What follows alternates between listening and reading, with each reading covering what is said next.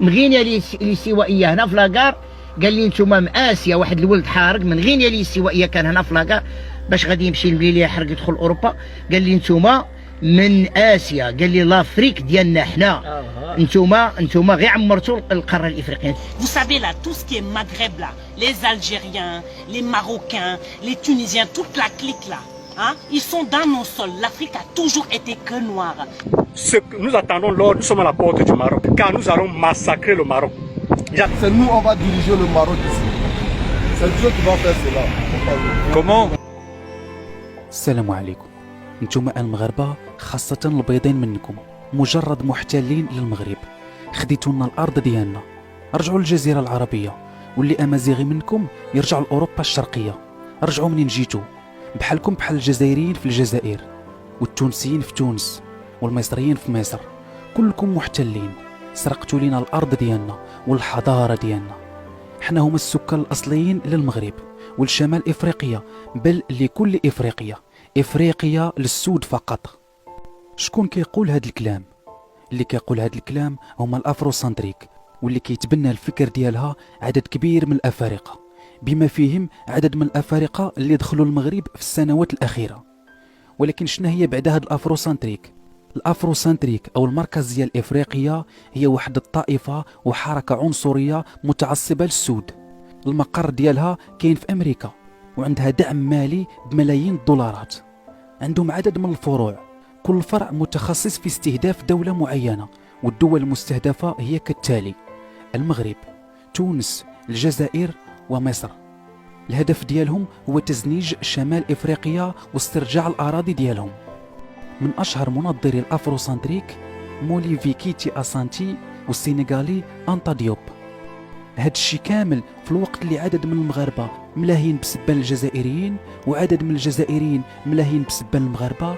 مجموعة من الأفارقة مستغلين الوضع وخدامين على قدم وساق بالتقدم وتنفيذ مخططاتهم شيئا فشيئا.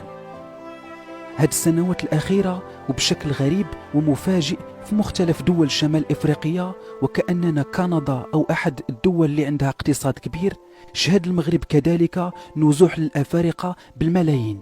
بل الشيء المريب أن هاد الأفارقة ولاو لاقيين الخدمة اللي عدد من المغاربة ما لقاوهاش، وأصبحوا كيعانيوا من البطالة. شوف هما الافارقه المحتجين مابغاوش يحيدوا من الملك العام، شو البوليس ما قدش يهضر معاهم، وحنا مغاربه مجرين عندنا ما خلاوناش اللي هي بلادنا وما خلاوناش نبيعوا ونشريوا، الافارقه مفرشين صحه. والسؤال: واش تسلوا بين هاد الافارقه اللي دخلوا المغرب افراد من الافروسنتريك؟ الجواب هو نعم، عناصر من الافروسنتريك موجوده الان داخل المغرب، وايضا افارقه باعداد كبيره موجودين في المغرب كيتبناو افكار الافروسنتريك، بل وكيعلنوها وكيجهروا بها للمغاربه انهم اصحاب الارض. Demain seulement là, le Maroc sera pour les Africains. Soyez conscients. Demain là, c'est nous on va diriger le Maroc ici. C'est Dieu qui va faire cela. Ils sont dans nos sols. L'Afrique a toujours été que noire. S'ils ne veulent pas rester dans nos sols, ils n'ont qu'à retourner chez eux là-bas, chez leurs aïeux là-bas, en Arabie Saoudite. Parce que là-bas, là, en Afrique, là, que ça leur plaise ou pas, là, c'est le sol de nos ancêtres. يوليوز 2015 قام نشطاء من الافروسنتريك في فرنسا باقتحام السفاره المغربيه في باريس، دخلوا عنوة وبداو كيغوتوا مطالبين بطرد المغاربه من القاره الافريقيه، لانهم ليسوا من سكان شمال افريقيا الاصليين. حسب زعمهم السكان الاصليين هم الزونج. نخليكم مع المقطع مترجم.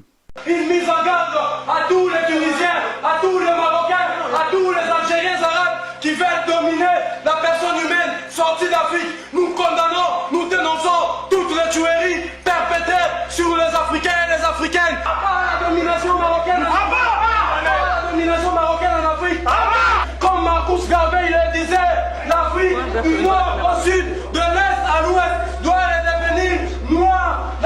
Au nom de l'unité, de la dignité et le courage, nous sommes allés à l'ambassade du Maroc pour donner un avertissement à tout le Maghreb. Et ici, nous appelons à la destruction systématique du Maghreb en tant qu'entité physique, invisible, visible et morale. L'Afrique doit redevenir noire du nord au sud, de l'est à l'ouest, comme le disait Marcus Garvey. دابا غادي نكشفوا على بعض الأجندة اللي بداو كينفذوها داخل المغرب. الإجراء الأول هو الهجرة.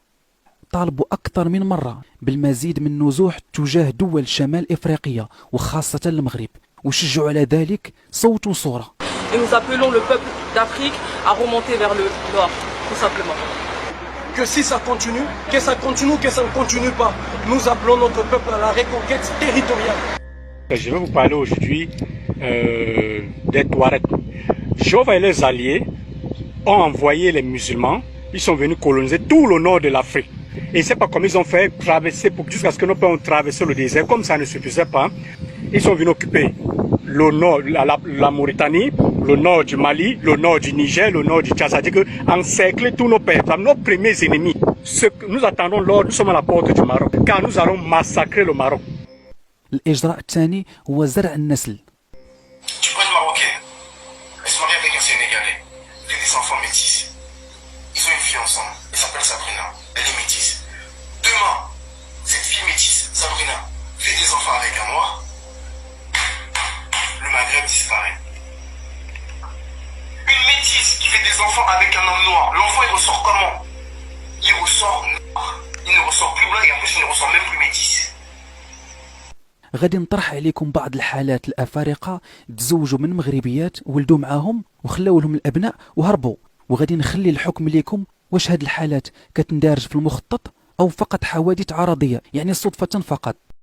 أنا تزوجت على سنة الله ورسوله مع حد شاب إفريقي، ولدت مع ولد اللي أنا اللي دابا حاليا أنا اللي متكلفة به، مشى سمح فيه، مشى هاجر إسبانيا مدة 3 سنين هو غايب وانا كنتسنى فيه. تلاقيت مع هذا السيد تزوجت به يعني على نيه السنغال، ولكن من بعد وصل لقى ازمات هنايا ما قبلوش فيه يخدم، يعني ما تفاهمش مع المغاربه ديال الناس، هذا مشى في حالاته وبقيت انايا انا وليداتي هنايا. انتما كتشوفهم باقيين صغار، عندي الدريه وعندي واحد الوليد اخر عنده 7 سنين.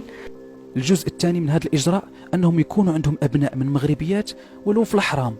كاينه دريه مغربيه هنا في المغرب بلا ما نقول الاسم ديالها، وانا اللي سترتها، كانت في الزنقه، هذاك ماشي طريق الفساد، بعدي على داك الطريق وقلب على الراجل ديال الحلال، مشيتي خرجتي مع اخو راجلي من مورايا وحملتي منه وولدتي منه وانتي بركتي كتعيريني في التليفونات. كانت من الزنقه كتمشي مع الافارقه ب20 درهم ولا على قرعه بيره.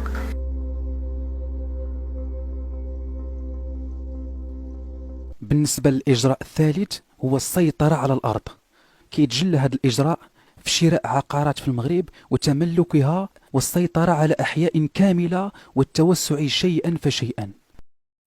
واحد الإجراء أخير وهو الأهم، الاستمرار على لعب دور المظلومية، وهذا هو الإجراء الرئيسي لإنجاح مخططاتهم اللي ناجحة لحد الآن بشكل ملفت للنظر، حيث يكفي يوقف إفريقي على مغربية أو مغربي ويبدا يتغبن عليه، وبحكم عدد لا بأس منه من الشعب المغربي عاطفي وحنين مع الأجنبي غادي يعطف عليه ويعطيه أو تعطيه الماكلة والفلوس وبزايد ويقول لك عابر سبيل.